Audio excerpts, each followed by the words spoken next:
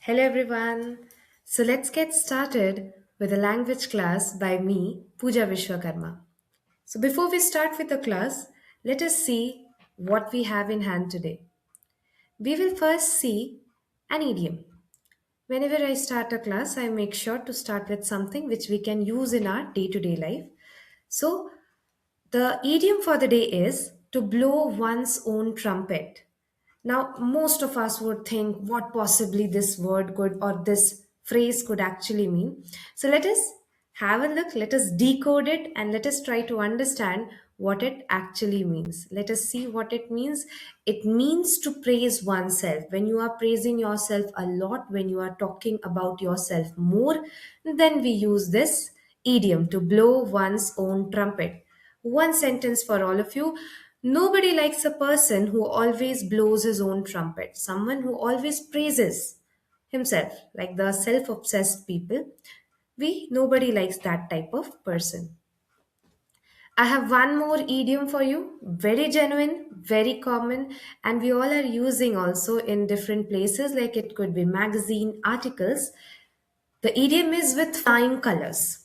So, what do we understand by with flying colors? So, with flying colors actually mean that when you have done something successfully, when you have won something successfully. We have one sentence also for you. The team returned with flying colors. What does it mean? It means that the team has won the first prize. So let's get started with the language class today. So today we will be reading about something which is very common, very general.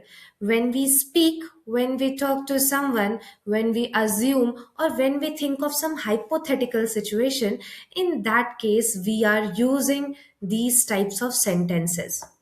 Now most of you would always be saying this sentence, if it rains, I will stay at home. If it rains, I'll carry my umbrella. If you work hard, you will succeed.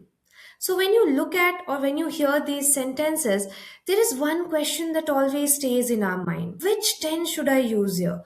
What type of sentences are we forming here? Is there any rule related to it? So, children, today we will be knowing the rules for these types of sentences. So, whenever there is an if means when we are thinking of something, and then there comes the result. So these types of sentences comes under conditional sentences. So let's see what is conditional sentences and what are its type. So first and foremost, let us understand about what are conditional sentences. When a condition is expressed, if I do this, something would happen.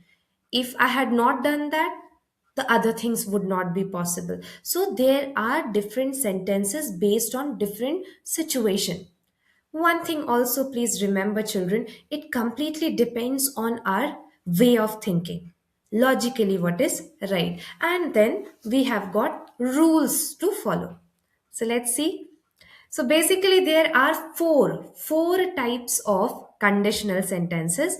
And here, the only thing I need to take care of is the verb tense. So we all have read about the tenses, simple present, we have got present, past, future, and then there are the subcategories. It has to be structurally correct, otherwise the meaning won't come out.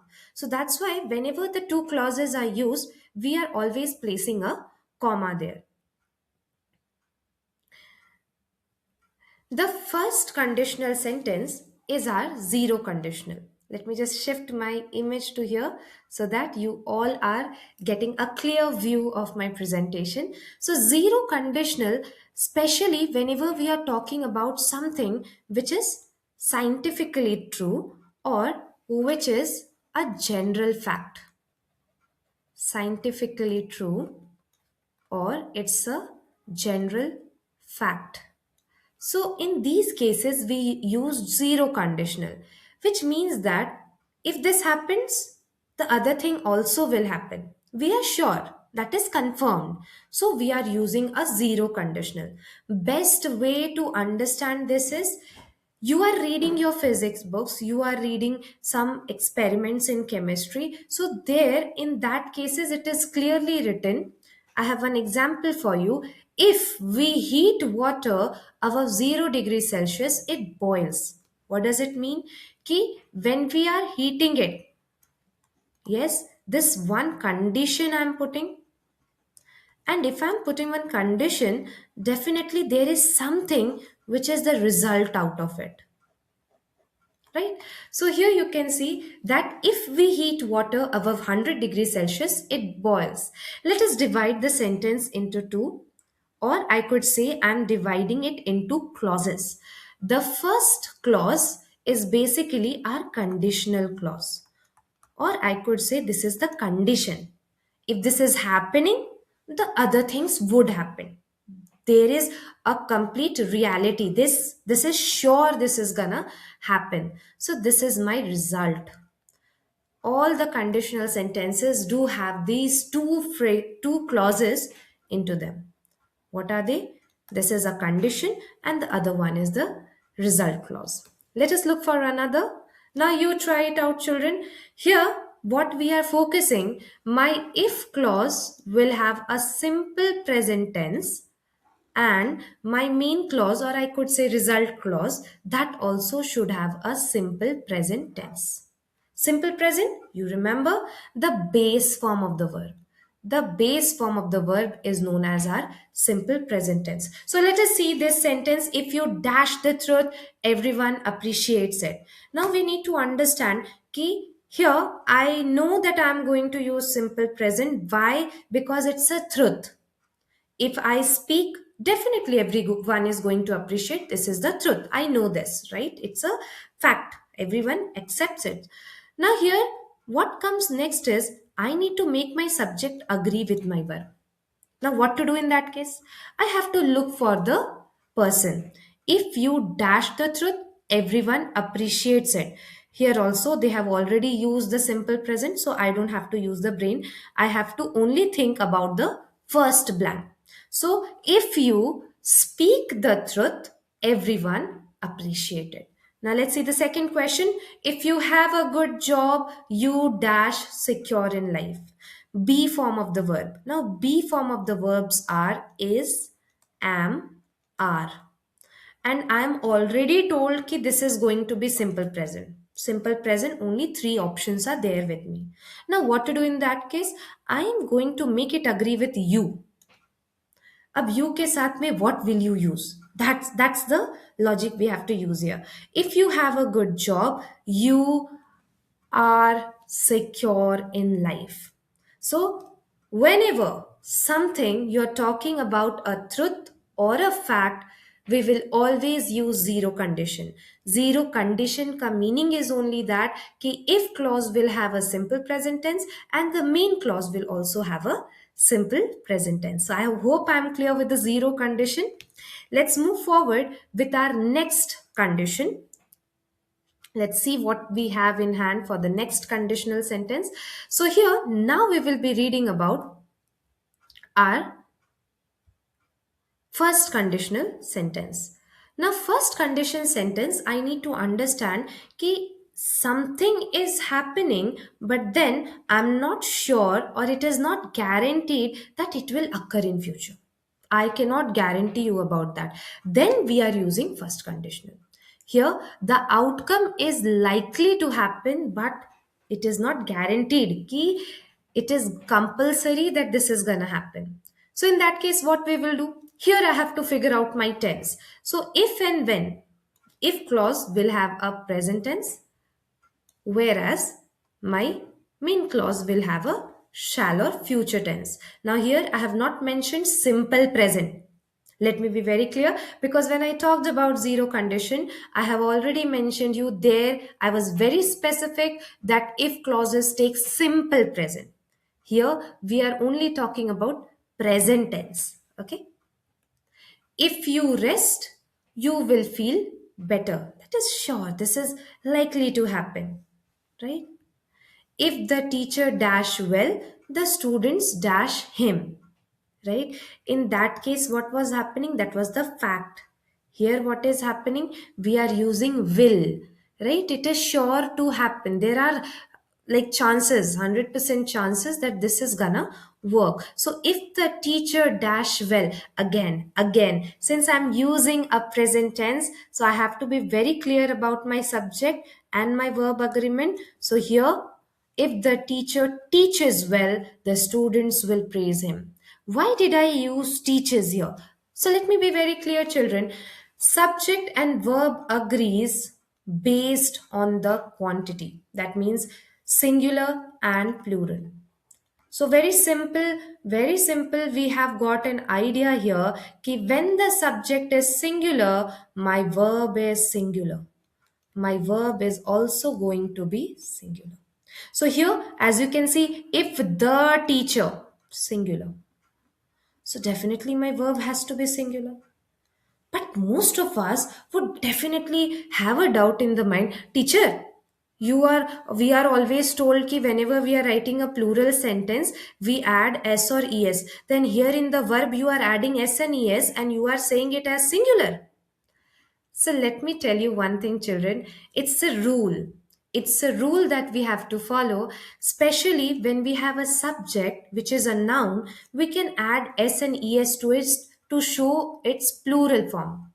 But verb do not follow the same thing. Verb works vice versa. That means if I have to show a verb in a singular form, I have to add s or es to it.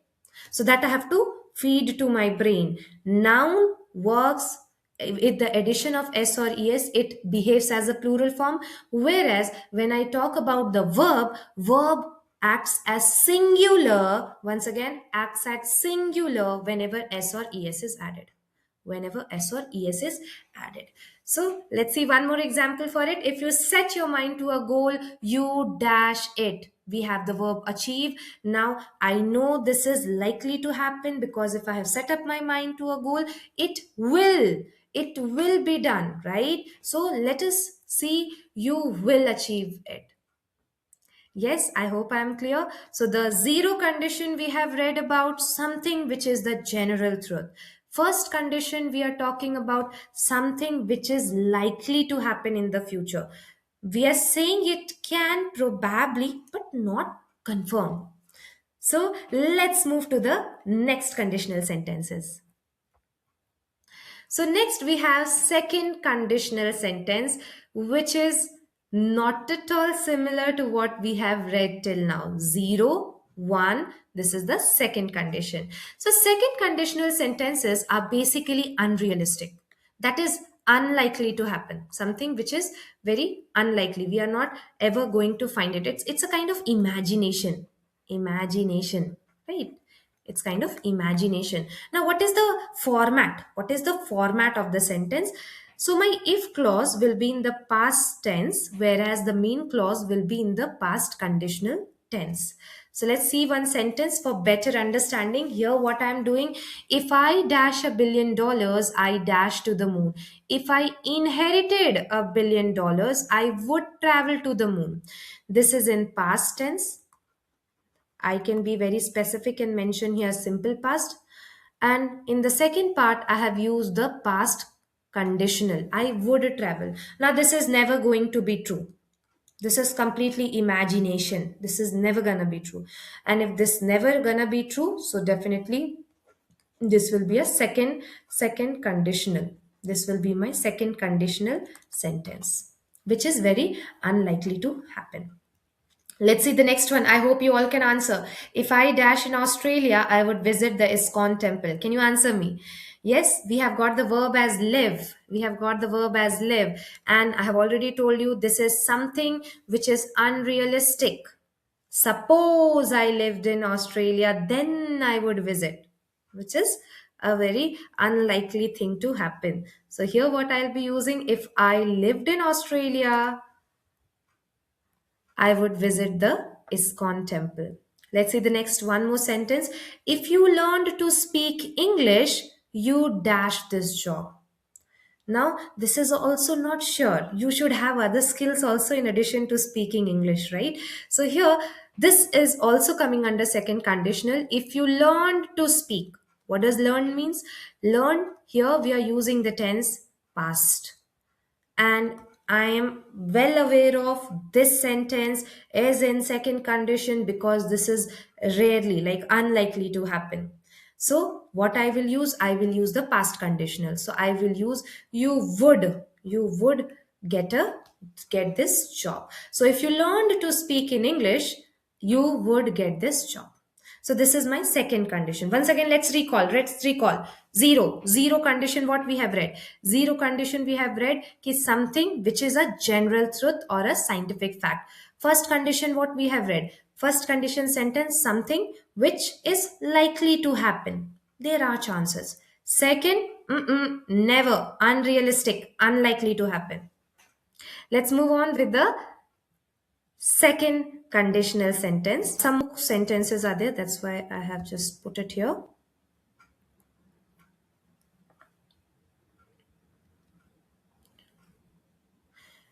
Now, one thing which most of us make mistake when we speak or when we write also, ki when though it is a second condition sentence, something which is not at all possible. Okay, something which is completely imagination, imaginary sentence. So in that case, I will be using were instead of was. For example, if I were to become president, I would serve the public honesty. If I were a bird, I would fly to Australia. So I can never, in the past also, I was never a bird. Okay, or even if I get a chance, it is not possible. Something which is purely imaginative. So in that case, my verb in the if clause, instead of having the was format, should follow were. Now, some parts, no, it is like a fixed idiom. Like when I started, also I said you ki there are some group of words, no. Individually, if you consider the word, it will give you a separate meaning. But when you make it a group and when you try to understand that, it works as an idiom and it has got a separate meaning. Like you remember, I have said you the second idiom with flying colors. Yes. So if you break that thing, break that idiom with the flying colors, colors are flying. But then when I have made it into an idiom, it meant what? Ki I have won something, to be successful in something, right? So there are sentences which have almost fixed idiom. There I cannot do anything. If I were you, that means that's an advice. If need be, if it is necessary, I am going to do that, right? In some sentences, we are using could to show ability. We are using might to show possibility. We are using out to show duty. Okay, this is my work. I out to do it. This is our last condition. Let's see what it has for us. Let me just shift myself here. So, this is our third condition. This specially works on the situation when we are talking about present circumstance would be different if something different had happened in the past. If I had done something like that, today I would be this, right? So this comes under our third condition sentence. What is the format? My if clause should have a past perfect. What is the format? Had plus third form of the verb. Had plus third form means past participle. Past participle. And in my main clause, I'll be using perfect conditional tense. I'll be using perfect conditional tense. Let us see one example. If you had told me you needed a ride, I would have left earlier because you never told me. So I never did it. So present circumstance would be different if in the past something else was done. So what I did with the if clause, I used the past perfect, and in my main clause I had used perfect conditional tense. Would have plus third form of the verb. Would have plus third form of the verb. You tell me, what should I write here? If I dash it before, I would not have undertaken it. I have the verb as no. So I told you, ki this is something, okay, this present circumstance would have been different if something in the past was done differently. So here in the past, we can write it as had plus third form. Had plus third form. If I had known it before, I would not have undertaken it. If I had known it before, I would not have undertaken it. Now you tell me the answers. Just check this. If I had found her address, I dash her an invitation. Now again here what is happening? If I had known this, the circumstance would be different. The situation would have been different presently. So if I had found her address, I would have sent her an invitation. I would have sent her an invitation. So let's go to the next slide. And let's have a quick recap of all what we have studied right now. So basically I will be writing the four types for all of you based on the time and the structure that we follow. So basically we have got a zero type, which means something which is always, or you can say something which is scientific, truth, general truth. Structure is present plus present. My if clause is present and my main clause is also present. When it comes to first condition, I'm talking about future, likely to happen, can happen, like that. So here, if will be present, and main clause will be having something related to future. In the second clause, something which is unreal, other hypothetical, something which is imaginary. So okay, so here what we will be using past plus would. And when I talk about the third condition, I can say that it is something which is a past regret. Had I done this, something would have happened, like that. Some regret, past regret. So here what we do, in the first we use our past perfect, which is followed by would have. That is our perfect condition, right? So we all have read this, all the types of conditional sentences.